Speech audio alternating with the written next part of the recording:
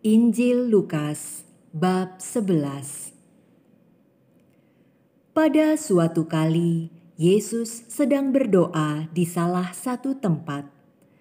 Ketika ia berhenti berdoa, berkatalah seorang dari murid-muridnya kepadanya, "Tuhan, ajarlah kami berdoa, sama seperti yang diajarkan Yohanes kepada murid-muridnya."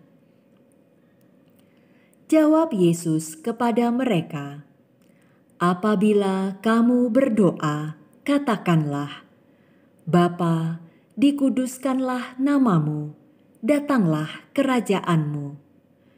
Berikanlah kami setiap hari makanan kami yang secukupnya, dan ampunilah kami akan dosa kami, sebab kami pun mengampuni setiap orang yang bersalah kepada kami.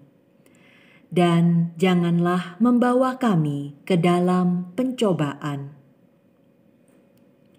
Lalu katanya kepada mereka, "Jika seorang di antara kamu pada tengah malam pergi ke rumah seorang sahabatnya dan berkata kepadanya, 'Saudara, pinjamkanlah kepadaku 3 roti, sebab seorang sahabatku yang sedang berada dalam perjalanan singgah ke rumahku, dan aku tidak mempunyai apa-apa untuk dihidangkan kepadanya.' Masakan ia yang di dalam rumah itu akan menjawab, 'Jangan mengganggu aku, pintu sudah tertutup, dan aku serta anak-anakku sudah tidur. Aku tidak dapat bangun dan memberikannya kepada saudara.'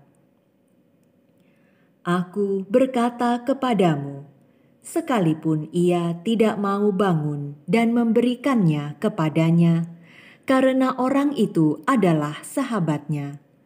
Namun karena sikapnya yang tidak malu itu, ia akan bangun juga dan memberikan kepadanya apa yang diperlukannya. Oleh karena itu, aku berkata kepadamu, mintalah, maka akan diberikan kepadamu. Carilah, maka kamu akan mendapat. Ketoklah, maka pintu akan dibukakan bagimu. Karena setiap orang yang meminta, menerima, dan setiap orang yang mencari, mendapat, dan setiap orang yang mengetok, baginya pintu dibukakan. Bapa manakah di antara kamu, jika anaknya minta ikan daripadanya, akan memberikan ular kepada anaknya itu ganti ikan? Atau jika ia meminta telur, akan memberikan kepadanya kalajengking? Jadi, jika kamu yang jahat tahu memberi pemberian yang baik kepada anak-anakmu, apalagi Bapamu yang di sorga, Ia akan memberikan Roh Kudus kepada mereka yang meminta kepadanya." Pada suatu kali, Yesus mengusir dari seorang suatu setan yang membisukan. Ketika setan itu keluar, orang bisu itu dapat berkata-kata. Maka heranlah orang banyak. Tetapi ada di antara mereka yang berkata, "Ia mengusir setan dengan kuasa Beelzebul, penghulu setan." Ada pula yang meminta suatu tanda dari sorga kepadanya untuk mencobai dia. Tetapi Yesus mengetahui pikiran mereka, lalu berkata, "Setiap kerajaan yang terpecah-pecah pasti binasa, dan setiap rumah tangga yang terpecah-pecah pasti runtuh. Jikalau iblis itu juga terbagi-bagi dan melawan dirinya sendiri, bagaimanakah kerajaannya dapat bertahan? Sebab kamu berkata bahwa aku mengusir setan dengan kuasa Beelzebul. Jadi, jika aku mengusir setan dengan kuasa Beelzebul, dengan kuasa apakah pengikut-pengikutmu mengusirnya? Sebab itu, merekalah yang akan menjadi hakimmu. Tetapi jika aku mengusir setan dengan kuasa Allah, maka sesungguhnya kerajaan Allah sudah datang kepadamu. Apabila seorang yang kuat dan yang lengkap bersenjata menjaga rumahnya sendiri, maka amanlah segala miliknya.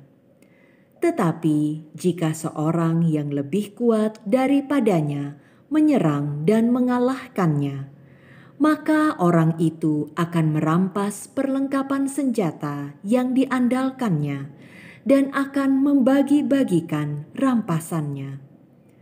Siapa tidak bersama aku, ia melawan aku. Dan siapa tidak mengumpulkan bersama aku, ia mencerai-beraikan. Apabila roh jahat keluar dari manusia, ia pun mengembara ke tempat-tempat yang tandus mencari perhentian. Dan karena ia tidak mendapatnya, ia berkata, "Aku akan kembali ke rumah yang telah kutinggalkan itu."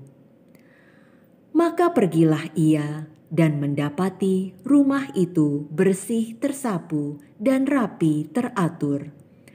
Lalu ia keluar dan mengajak 7 roh lain yang lebih jahat daripadanya, dan mereka masuk dan berdiam di situ. Maka akhirnya keadaan orang itu lebih buruk daripada keadaannya semula.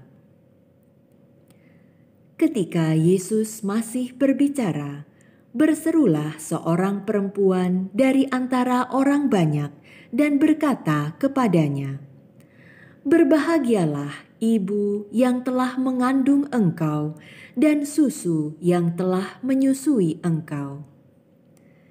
Tetapi ia berkata, "Yang berbahagia ialah mereka yang mendengarkan firman Allah dan yang memeliharanya." Ketika orang banyak mengerumuninya, berkatalah Yesus, "Angkatan ini adalah angkatan yang jahat. Mereka menghendaki suatu tanda, tetapi kepada mereka tidak akan diberikan tanda selain tanda Nabi Yunus. Sebab seperti Yunus menjadi tanda untuk orang-orang Niniwe, demikian pulalah Anak Manusia akan menjadi tanda untuk angkatan ini.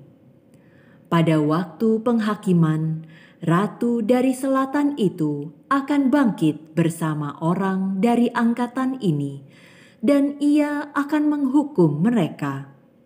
Sebab ratu ini datang dari ujung bumi untuk mendengarkan hikmat Salomo. Dan sesungguhnya yang ada di sini lebih daripada Salomo. Pada waktu penghakiman, orang-orang Niniwe akan bangkit bersama angkatan ini, dan mereka akan menghukumnya.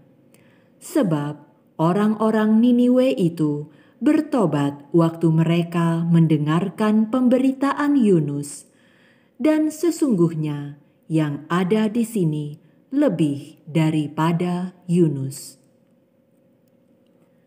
Tidak seorang pun yang menyalakan pelita lalu meletakkannya di kolong rumah atau di bawah gantang, melainkan di atas kaki dian, supaya semua orang yang masuk dapat melihat cahayanya. Matamu adalah pelita tubuhmu. Jika matamu baik, teranglah seluruh tubuhmu. Tetapi jika matamu jahat, gelaplah tubuhmu. Karena itu, perhatikanlah supaya terang yang ada padamu jangan menjadi kegelapan. Jika seluruh tubuhmu terang dan tidak ada bagian yang gelap, maka seluruhnya akan terang, sama seperti apabila pelita menerangi engkau dengan cahayanya. Ketika Yesus selesai mengajar, seorang Farisi mengundang dia untuk makan di rumahnya. Maka masuklah ia ke rumah itu, lalu duduk makan. Orang Farisi itu melihat hal itu, dan ia heran karena Yesus tidak mencuci tangannya sebelum makan. Tetapi Tuhan berkata kepadanya, "Kamu orang-orang Farisi, kamu membersihkan bagian luar dari cawan dan pinggan, tetapi bagian dalammu penuh rampasan dan kejahatan. Hai orang-orang bodoh, bukankah Dia yang menjadikan bagian luar, Dia juga yang menjadikan bagian dalam? Akan tetapi, berikanlah isinya sebagai sedekah, dan sesungguhnya semuanya akan menjadi bersih bagimu. Tetapi celakalah kamu, hai orang-orang Farisi, sebab kamu membayar persepuluhan dari selasih, inggu, dan segala jenis sayuran, tetapi kamu mengabaikan keadilan dan kasih Allah. Yang satu harus dilakukan, dan yang lain jangan diabaikan. Celakalah kamu, hai orang-orang Farisi, sebab kamu suka duduk di tempat terdepan di rumah ibadat dan suka menerima penghormatan di pasar. Celakalah kamu, sebab kamu sama seperti kubur yang tidak memakai tanda. Orang-orang yang berjalan di atasnya tidak mengetahuinya." Seorang dari antara ahli-ahli Taurat itu menjawab dan berkata kepadanya, "Guru, dengan berkata demikian, engkau menghina kami juga." Tetapi ia menjawab, "Celakalah kamu juga, hai ahli-ahli Taurat, sebab kamu meletakkan beban-beban yang tak terpikul pada orang, tetapi kamu sendiri tidak menyentuh beban itu dengan satu jari pun. Celakalah kamu, sebab kamu membangun makam nabi-nabi, tetapi nenek moyangmu telah membunuh mereka.